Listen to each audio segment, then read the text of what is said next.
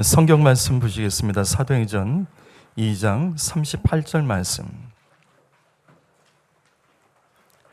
사도행전 2장 38절 말씀 보겠습니다.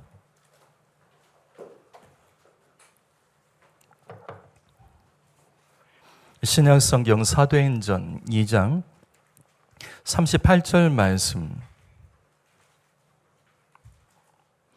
저와 여러분이 한 목소리로 읽겠습니다. 시작. 회개하여 그리스도의 이름으로 세례를 받고 죄사함을 얻으라. 그리하면 성령을 선물을 받으리. 아멘. 우리는 현재 사도신경에서 그 마지막 부분에 죄를 용서받는 것, 이것에 대한 말씀을 듣고 있습니다. 저는 지난 시간까지 죄의 용서를 받는 방법에 대해서 말씀을 드렸습니다.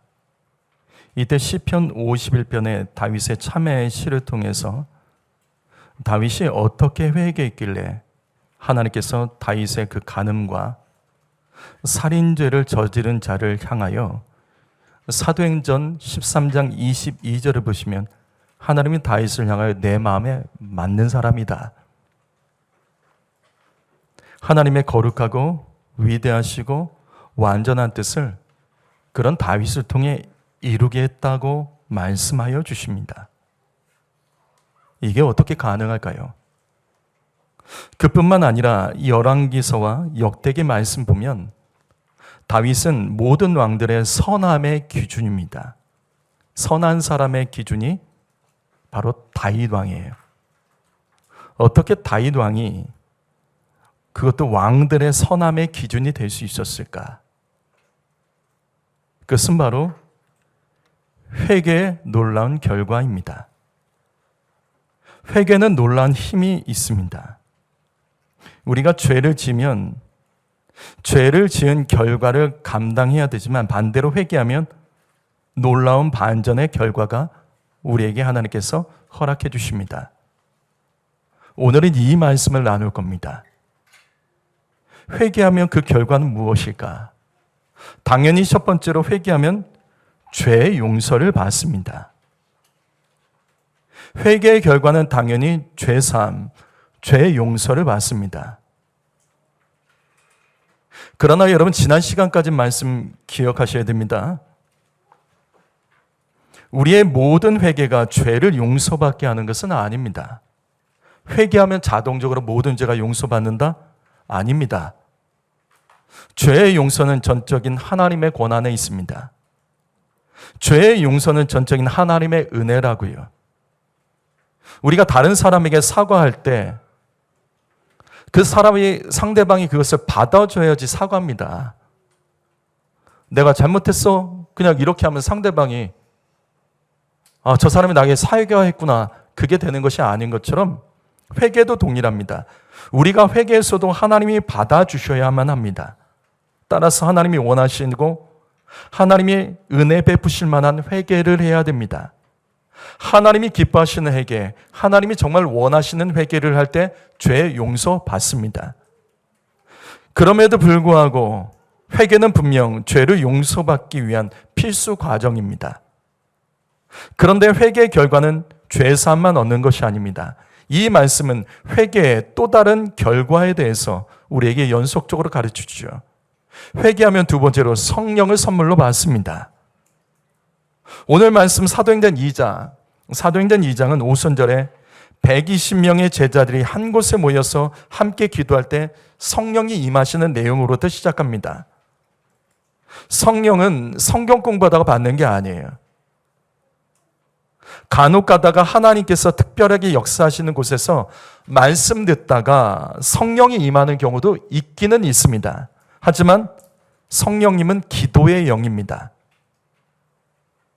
성령을 받으려면 기도해야 됩니다. 누가복음 11장 13절 말씀 읽어봅니다. 시작.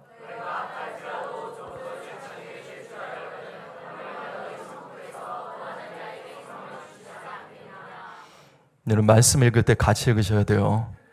다른 데 소리 많이 내지 마시고 말씀을 소리내서 크게 말하고 기도 찬양 크게 소리내지 않으면 우리의 혀가 길들여지지 않습니다. 혀는 길들여야 되는 거예요. 자, 이 말씀 보이죠? 하나님께서 우리에게 성령을 주시기를 원하십니다. 그러나 하나님은 합법적이세요. 하나님께서는 기도하는 자에게 성령을 합법적으로 주시겠다라고 약속해 주십니다. 만약 우리 중에 기도가 부족한 성도가 있으면 성령 충만한 척 하지 마셔야 돼요. 성령은 절대로 기도 안 하는 사람과 함께 할 수 없습니다. 여러분, 지난 한 주간 어떻게 기도하셨습니까? 이번 한 주간도 오순절에 성령 받았던 제자들처럼 여러분은 주님의 제자로서 교회에 함께 모여 함께 기도하기에 몸부림치셨습니까? 성령 받으려면 같이 모여 기도해야 됩니다. 주님이 두세 사람이 모인 곳에 함께 하시는 것처럼 함께 기도하면 주님이 함께 하시고 성령이 역사하십니다. 그런데 오늘 말씀 다시 사도행전 2장 38절 보시면, 자, 기도해야지 우리가 성령을 받는데 특별히 죄를 회개하며 기도할 때 성령을 선물로 받습니다. 이게 무슨 말이냐면 회개는 성령을 받을 수 있는 가장 좋은 기도예요. 하나님 우리에게 성령 주시옵소서, 그 기도도 필요해요. 그러나 회개는 성령을 받을 수 있는 가장 좋은 기도입니다. 그렇다면 왜 우리가 회개할 때 성령을 받을 수 있을까? 우리가 회개할 때 왜 성령을 받을 수 있을까? 그것은 당연한 거예요. 성령의 그 이름 그대로 성령은 홀리 스피릿입니다. 거룩의 영이에요. 성결의 영입니다. 그래서 죄를 회개할 때 성결의 영이신 성령이 임하시는 겁니다. 다시 반복합니다. 성령을 구하지 않아도 우리가 죄를 전심으로 회개하면 거룩의 영, 성령을 선물로 받을 수 있습니다. 그래서 이어지는 세 번째 말씀을 기억하십시오. 회개하면 살아나고 생명의 역사가 시작됩니다. 이건 이어지는 거예요. 에스겔 18장 21절 말씀, 자, 읽어보시죠. 읽어봅니다. 시작.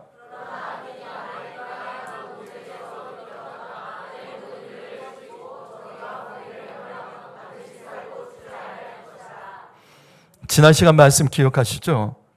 회개는 잘못했습니다. 용서해 주세요. 입으로만 하는 게 아닙니다. 회개는 회개에 합당한 열매가 있어야 됩니다. 회개하는 영혼은 구원받은 자로서의 확신과 즐거움이 회복되기 때문에 주님의 말씀에 자원하여 쓰임받는 데까지 나아갑니다. 그 사람이 진짜 회개한 사람이에요. 이 말씀에서도 회개는 죄를 돌이켜 다시 말씀으로 돌아가서 말씀대로 행하는 것이 회개라고 이 말씀에서도 가르쳐 주죠. 그래서 이 말씀의 결론은 회개하면 살고 죽지 아니할 것이라. 회개하면 살아납니다.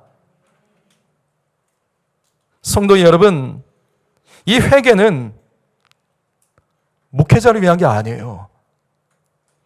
여러분을 위해서 기도하셔야 돼요. 회개는 여러분의 가정과 여러분의 자녀를 위한 겁니다. 부모가 내 자녀가 정말 잘 되기를 바란다면 부모는 회개하는 영혼이 돼야 돼요. 회개는 여러분 자신을 위한 거라고요. 회개하라는 말씀, 회개하라는 목회자의 겉면에 화내지 마세요. 목회자가 여러분 죄를 지적하고자 말씀을 전한 것이 아니에요. 회개의 말씀 듣고 나들으라고 했구나 시험에 들지 마세요. 상처로 받지 마세요. 회개는 나 자신을 위한 것입니다. 그렇다면 우리는 여기서 질문을 해야 되죠. 회개하면 왜 살아나고 생명의 역사가 시작되죠? 회개하면 살아나는 이유가 뭐죠? 우리가 회개하면 살아납니다. 살아나는 이유가 뭐죠? 그것이 바로 앞의 말씀이었어요. 회개하면 성령을 받습니다. 회개하면 성령을 받습니다. 그런데 성령을 받으면 어떤 일이 시작된 줄 아세요? 로마서 1장 14절 말씀 읽어보죠. 읽어봅니다. 시작.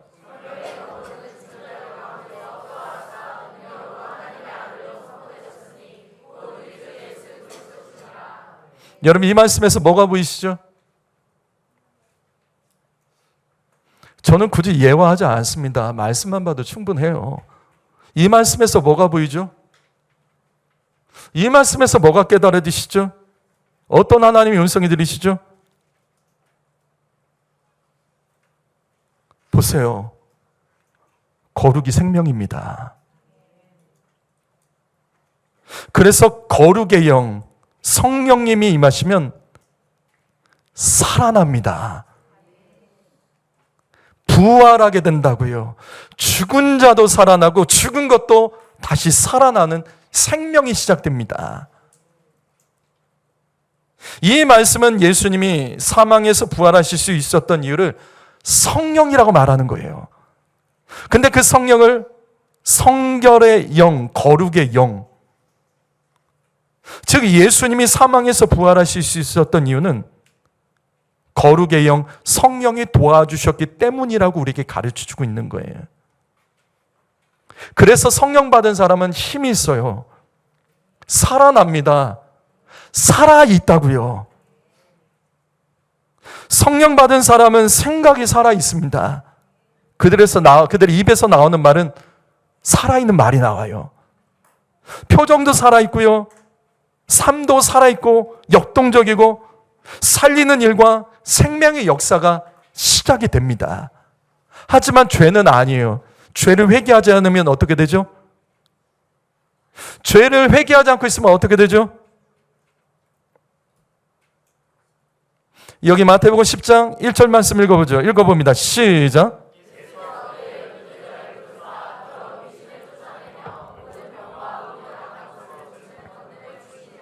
자, 복음서에는 아주 특이한 것이 있습니다. 귀신에 대해서 언제나 수식어가 붙습니다. 복음서에서는 귀신을 가리켜 더러운 귀신이라고 반복해서 기록해요. 귀신은 더럽게 합니다. 여러분, 우리가 전심으로 죄를 회개하면 성령을 선물로 받지만 회개하지 않고 살아가면 더러운 귀신이 우리의 삶 가운데 역사합니다. 성령은 거룩한 영, 성결의 영이지만 귀신은 더러운 영입니다. 그래서 제가 이 말씀 여러 번 말씀드렸잖아요. 집에 청소 잘 안 되고 더러우면 우리 뭐라고 말하죠? 야, 귀신 나오겠다. 맞아요. 그거 그냥 한 말 아니에요. 집이 난장판이 되어 있고 청소 안 되고 더러우면 사람들은 말합니다. 귀신 나오겠다. 맞습니다. 더러운 것은 귀신의 역사입니다. 집이 청소가 안 돼서 더럽지는 않습니까? 여러분, 생각이 더럽고 언어가 더럽고 태도가 더럽지 않습니까? 그것은 예수 믿지만 성령이 함께하지 않기 때문에 더러운 귀신이 마음껏 역사한다는 증거로 빨리 받아들이고 회개해야 될 내용이에요. 다시 반복합니다. 성령은 거룩한 영, 성결의 영이지만 귀신은 더러운 영입니다. 그래서 더러운 귀신이 역사하면 더러운 일, 죽이는 생각, 더러운 생각, 더럽고 죽이는 일에 쓰임받게 되는 거예요. 하지만 성령 받으면 아니라고요. 성령 받은 영혼은 살아납니다. 그래서 살리는 일을 해요. 말도 행동도 살아있어요. 힘이 있어요. 다른 사람을 즐겁게 합니다. 기분이 좋게 합니다. 시원합니다. 죽은 자는, 영적으로 죽어있는 자는 힘이 늘 빠져있죠. 언어에서 부정적인 말이 계속되죠. 앞으로 나가자고 계속 옛날 얘기만 하죠. 성령 받아야 됩니다. 다시 에스겔서 18장 21절 말씀 보시죠. 회개하면 그래서 살아납니다. 회개하면 생명의 역사가 시작됩니다. 성도 여러분, 지금 여러분의 삶에 고난이나 한계가 있습니까? 막혀 있는 것, 답답한 것, 어떻게 해야 될지 방법을 모르겠고 왜 이렇게 됐는지 이해가 안 되는 일들이 내 삶 속에 있다면 오늘 이 말씀을 하나님의 음성을 들으셔야 돼요. 교회에 나와서 말씀 듣고 나의 죄를 경고하고 책망하신 말씀 앞에 빨리 엎드려야 됩니다. 말씀 듣고 다른 사람 떠올리지 마시고 나 자신과 내 가정 떠올려야 됩니다. 다른 성도들과 함께 엎드려 회개해야 됩니다. 회개하면 죄만 용서받는 것이 아니라 성령을 받아요. 성령을 받으면 끝나는 것이 아니라 살아납니다. 하나님은 살리는 일을 성령을 통해 행하심을 기억하며 성도 여러분, 성령 받고 가정과 인생과 자녀들과 삶의 모든 영역들이 살아나기를 예수님의 이름으로 축복합니다. 그래서 네 번째로 회개하면 재앙과 저주를 피할 수 있습니다. 이건 굉장한 말씀이에요. 요엘 2장 13절 말씀 읽어보죠. 요엘 2장 13절 여기 말씀 읽어봅니다. 시작.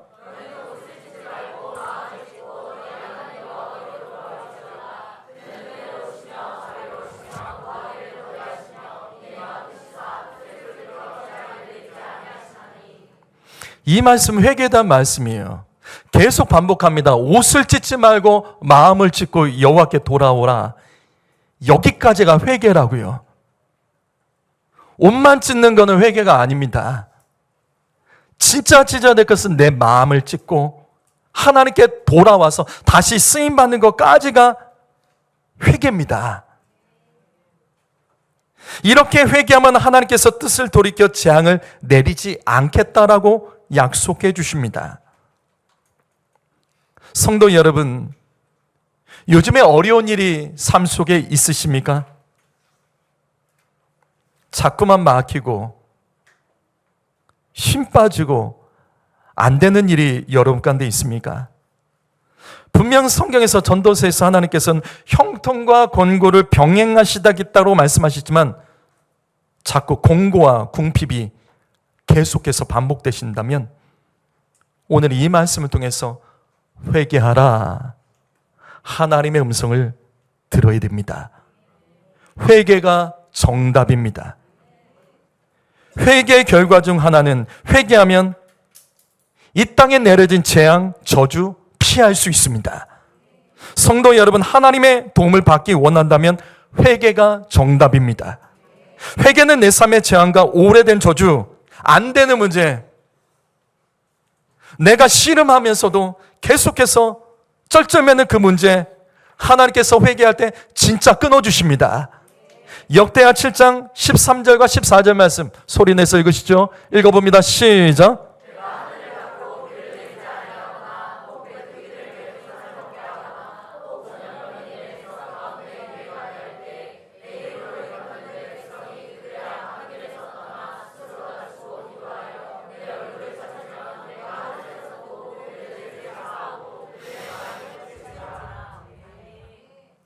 우리가 전심으로 회개할 때 주님은 죄를 사하여 주시고 땅을 고쳐주시겠다라고 말씀하십니다.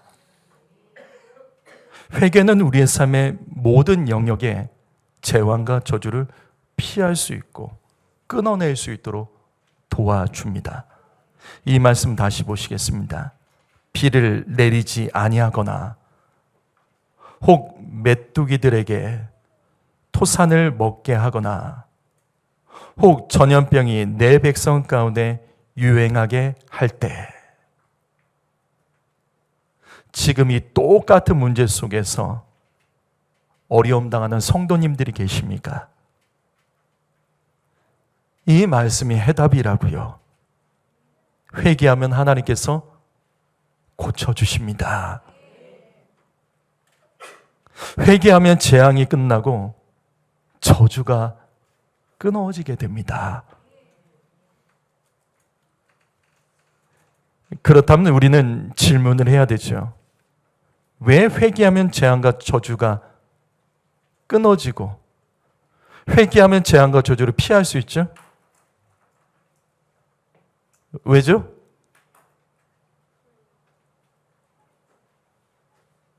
성경 말씀은 굉장히 단순합니다. 왜 회개하면 재앙과 저주를 피할 수 있고 이것을 끊어낼 수 있죠? 반대로 질문하셔야 돼요. 왜 하나님께서는 우리의 삶에 축복이 아닌 재앙과 저주를 허락하시죠? 내 삶에서 하나님께서 허락하신 그 재앙과 저주 우연이 아니죠. 왜 주님께서 우리에게 그런 일들을 허락하시죠? 그건 당연한 거죠. 재앙과 저주는 죄를 회개하지 않은 결과이기 때문입니다. 그래서 회개하면 재앙과 저주를 끊어낼 수 있습니다. 난 탓하면 안 돼요. 환경 탓하면 안 됩니다. 이거는 내 안의 죄를 끊어내야 되는 거예요. 그 사람이 죄졌으면 그 사람의 문제예요. 나는 내 죄를 보고 내 죄를 끊어내면 되는 거예요. 그럼 하나님께서 끊어주십니다. 다시 역대하 7장 13절과 14절 말씀. 혹시 하나님께서 나의 인생과 가정과 일터에 하늘의 문을 닫고 비를 내려주지 않는 성도의 가정이 있습니까? 그렇다면 내가 진실하게 회개하지 않은 죄는 무엇이 있을까요? 혹시 내 인생과 내 가정에, 내 자녀들의, 또 내 일터에 메뚜기 떼들과 전염병으로 궁핍하고 어려운 문제가 계속돼서 반복되는 성도님이 계십니까? 이 말씀에서 답을 찾자고요. 그렇다면 회개하지 않고 있는 죄, 알면서도 여전히 회개하지 않고 핑계대고 있는 죄, 그것은 무엇입니까? 죄 짓고 회개하지 않는 죄까지 더 쌓지 마십시오. 이것이 우리의 삶의 합법적인 재앙과 저주를 만들어내는 거예요. 하지만 희망이 있습니다. 회개하면 살아납니다. 회개하면 반드시 좋아집니다. 회개하면 재앙과 저주를 피할 수 있고 끊어버릴 수 있습니다. 우리의 삶의 모든 사망과 지옥과 재앙과 저주는 회개하지 않기 때문이에요. 하나님이 원하시는 회개까지 가지 않았기 때문입니다. 그래서 회개가 생명입니다. 회개가 정답이에요. 최고의 기도는 회개입니다.